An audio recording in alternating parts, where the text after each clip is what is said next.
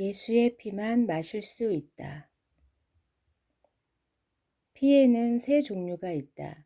동물의 피, 사람의 피, 예수의 피다. 세 개 중에서 우리가 먹을 수 있는 피는 예수의 피만 가능하다. 또 잔을 가지사 감사 기도하시고 그들에게 주시며 이르시되 너희가 다 이것을 마시라.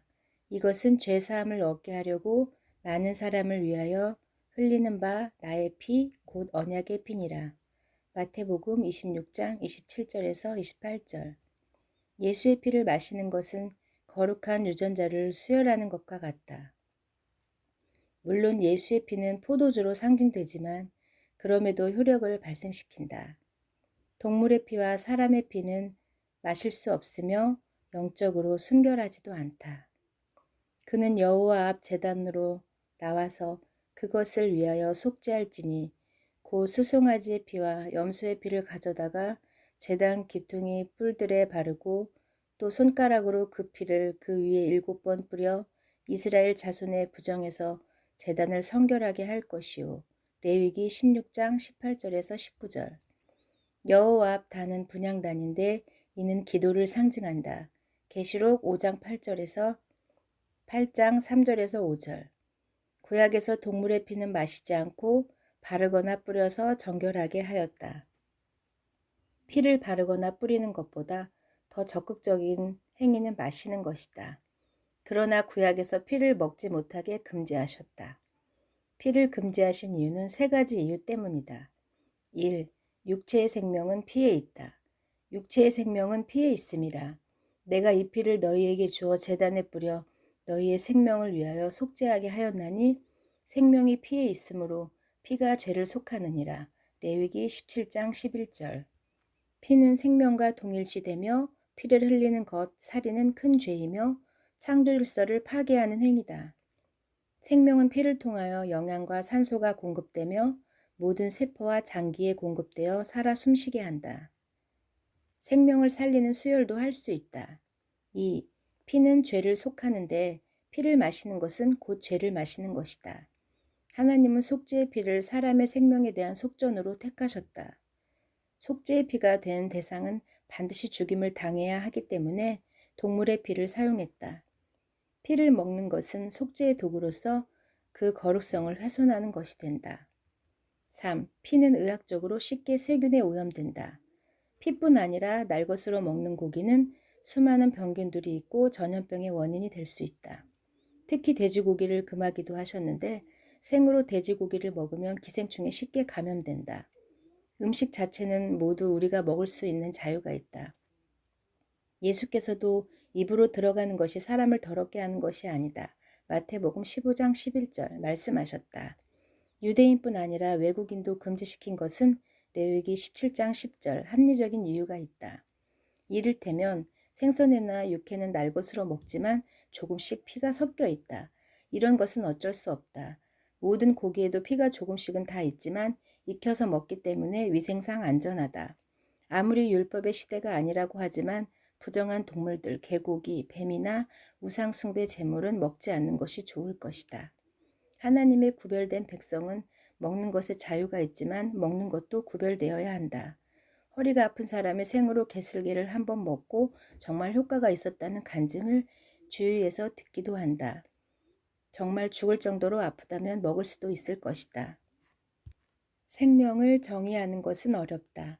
생물의 기본적인 속성이지만 과학적으로도 규정하기는 매우 힘들다. 수천 개의 장기와 요소로 이루어진 생명체는 그것들이 동시에 준비되지 않으면 생명이 거동할 수 없을 것이다. 자연에서 진화를 통해 생명체가 나오는 것은 이론적으로도 불가능한 이야기다. 자연에서는 종류가 다른 동물들이 서로 교배되는 일은 일어나지 않는다. 종류가 다른 두 동물을 서로 교배시키지 말라. 레위기 19장 19절. 그러나 말세에는 이런 일들이 일어날 것이다. 하나님의 속성은 거룩이다. 내가 거룩하니 너희도 거룩하라. 레위기 11장 45절. 거룩은 하나님의 백성과 세상의 백성을 구별하는 확실한 요소다. 그러나 하나님의 백성까지 거룩함이 손상되면 대청소, 곧 심판이 온다.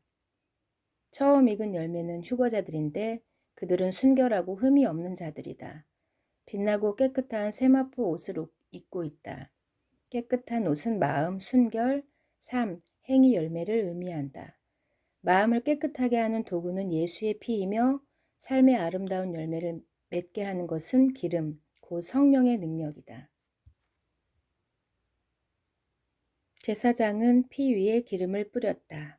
어린 순양을 잡아 피를 취하여 정결함을 받은 자의 오른쪽 깃뿌리와 오른쪽 엄지손가락과 오른쪽 엄지발가락에 바르고 제사장은 또 기름을 취하여 정결함을 받을 자에게 같은 장소에 바를 것이며 레위기 14장 13절에서 17절. 피는 마음을 깨끗하게 하며 기름은 성령을 상징하는데 거룩한 삶을 위한 능력이 된다.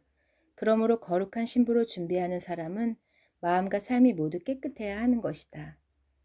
현대는 거짓 선지자들의 시장판이다. 신자들이 믿음을 갖는 시작부터 갖게 되는 나쁜 습관이 있다. 삶과 믿음을 이분하는 것이다. 각자의 삶에서 하나님을 그들의 변두리에 두고 그들의 삶의 중심으로 놓이지 않아도 된다는 생각을 한다. 사실 이것은 하나님을 일정한 범위에 제한하여 정보나 형식으로 취급하고 나머지는 우리 멋대로 살겠다는 속셈이다. 좌우의 날선 검을 과도하게 평탄화시켰고 그들의 삶도 평탄화시켰다. 그들의 손에는 악한 행실의 피가 가득하다. 예수의 말씀을 따라가지 않고 거짓 선지자들의 말을 따라갔기 때문이다. 그러나 하나님은 우리의 모든 세부 사항에서 교제하기를 바라신다. 우리의 심령으로 하나님을 향한 열망으로 충만해야 한다. 내 삶의 대부분을 그분의 통치 영역에서 벗어나려는 것은 불순종이며 반역행위다. 그분이 거룩하시기에 우리 또한 거룩해야 하고 그분과 교제하려면 거룩한 삶이 있어야 한다. 거룩은 성령 안에서 혁명의 깃발이다. 불칼이 임하는 최악의 상황을 앞두고 우리가 할 수 있는 최선의 상황에 대비해야 한다. 그것은 그분을 온전히 추구하고 거룩하게 자신을 준비하는 일이다. 예수의 피를 마시고 뿌리고 바르고 선포하여 죄를 씻어내십시오.